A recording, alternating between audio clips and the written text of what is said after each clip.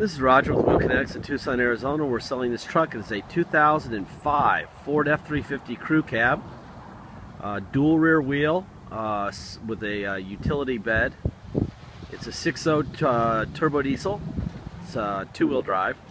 It's an XL package, which this one is a little more custom than your normal XL package. It's got the vinyl flooring, but it does have power windows and locks. It does have a CD player. It does have tilt and cruise. So it's really an XLT with vinyl floor is what it would really be. Anyway, it was bought as a theft recovery on a salvage title directly from an insurance company in, I think it was in the Sacramento area. Really nice truck. It's got 80-90% rubber on the front and about 50% on the rear. I'm going to walk you around it and show you what's happening. It's on a salvage title due to theft, not collision. Please watch the little animated video that we put in our salvage theft vehicles in our ads for those, and you'll understand why. It's basically the insurance companies don't want any more liability from these vehicles. They don't want to get sued because the next person bought a clear title vehicle that implies that they know something that it's fine, and then they run a stop sign, kill themselves. Lawyers find out Allstate was the last owner, could have sold it on a salvage title, opted to sell it on a clean title, and they're murderers now. It's just lawyers. This little thing right here, this cover, it looks like this bumper is pushed in just a little bit. See that angle right there?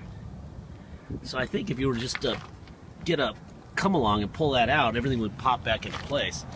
It's not really that unattractive as it is, but that is my job, is to point out what's wrong. I see a little ding right here. It's very little. For a work truck, I mean, obviously this stuff is kind of silly to point out, but the minute I don't point out something that I see, I always regret it. So I make sure, oh, you know what? I've got to pull this thing out. Then I can open up all the doors. There's one door here.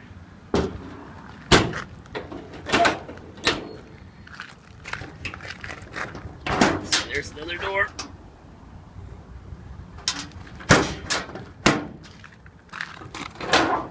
There you go. There's another door. And I think I can open up there's some sort of a deal that releases. Not really sure how that works. Pull out, pull in, some sort of lever in here. Let me see. I know that this thing, pops up and there's a bunch of trays in there. My guys had it up, I just don't know how to do it. It's got a nice custom bumper on the front, on the rear. It's got smaller ball, little turnaround ball there. That lays down. There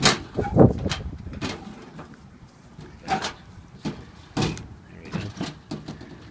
All right, now I'm told when you drive this thing, this deal, whatever this is, this thing comes out, this pin, this swings out, but I'm told you can hear this thing rattling around when you drive it. So if you hear me when I'm driving it, that's the noise you're going to hear. That's locked. That's open. Basically the same thing on this side.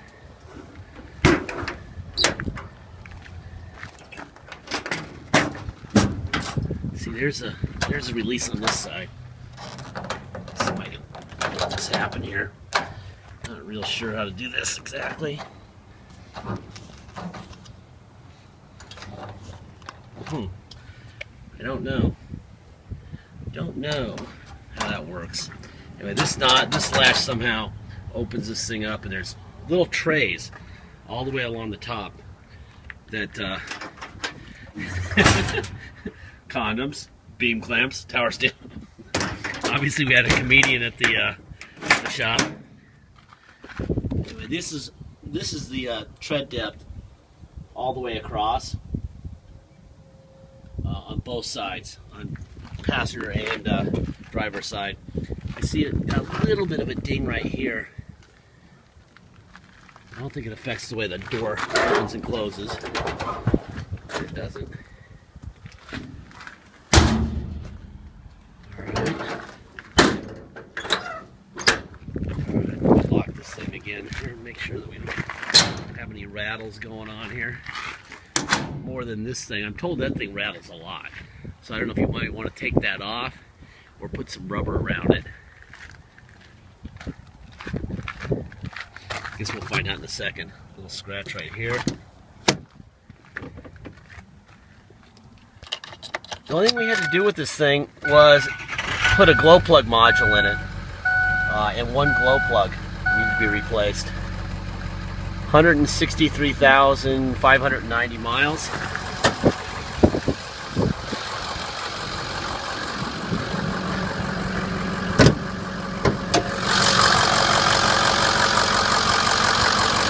Here's your fender. There's your Ford stamp on this fender right here. Let's see. There's the Ford stamp between my fingers. That's the Ford stamp on the passenger side. Catalytic converter sticker where it belongs. There's the Ford stamp on the driver's side. And there's the Ford stamp on the driver fender.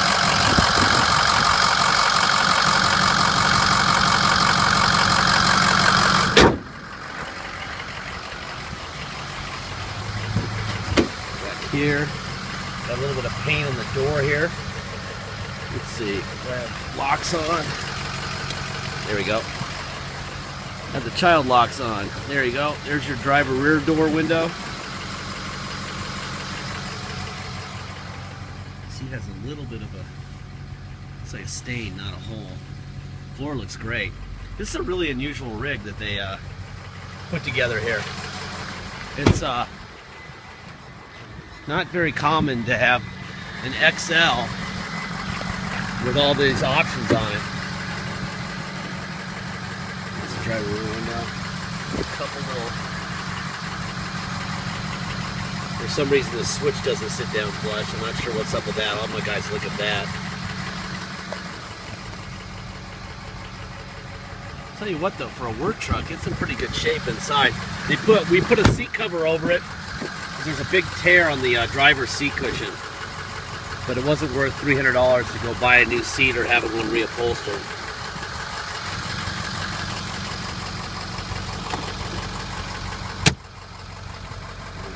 Right there. Not much going on here, really. Which is always a good thing. Nothing going on is a very good thing.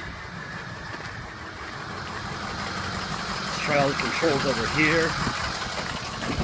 Here's your driver window, passenger window, passenger rear window, driver rear window. Perfect.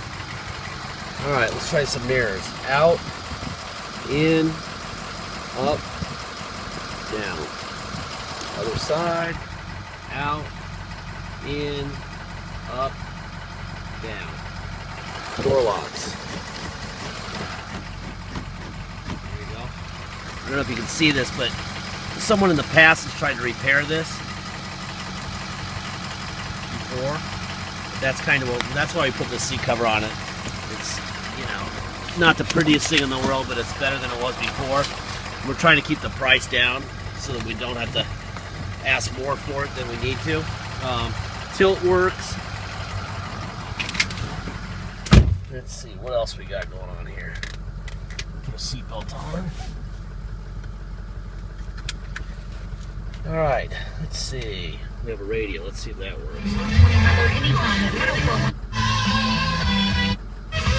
Radio works fine. CD player, both are very rare on a XL. Let's see about the air.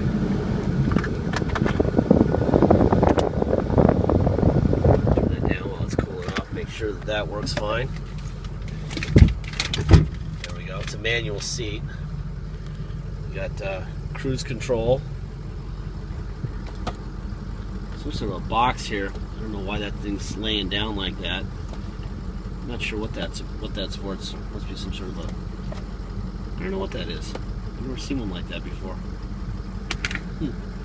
All right. What else? Cup holder. This is a panel that usually would hold the four-wheel drive button and the parking sensor button and a rear power sliding window. We are looking for one of these. It's supposed to just be a black flat panel there. Let's see, you got tow. We're missing the cover here, but as you can see, it works. Tow on and off. 163,590 miles. Like I said, we did one glow plug and the glow plug module. All right, this is on a salvage title. So if you come to Tucson to drive it home, you're going to have plates and insurance. You can't get either with a salvage title. So we will have to take it to motor vehicles to get it inspected before you get here. We charge $200 to do that. It's a level 3 inspection. We take it to the cops. We got to get up about 6, get it to their shop by about 7 to be first in line, and then we are required to stay with it. We can't leave it like we used to be able to.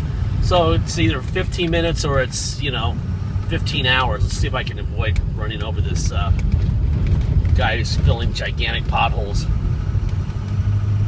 mean, this is look at our roads, they're just unbelievable. It's like Bolivia here. Anyway, so it's $200 to restore the title. Then we can get a restored salvage title. You get plates and insurance. $250 dock fee, and then taxes. Taxes are 2% city sales tax here in Tucson, plus whatever your state tax rate is. So let's do an example deal. If your state tax rate is 3%, there's your turboing.